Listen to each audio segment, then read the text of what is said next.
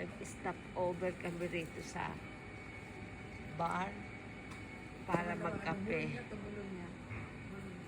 Magkape muna sandali. Second stop over.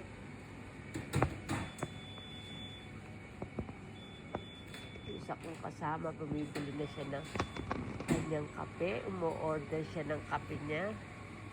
At ako naman na heto.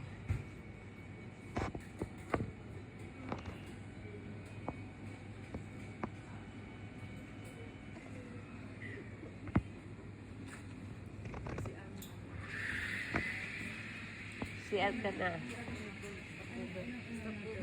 Halika dito, halika. Really, halika.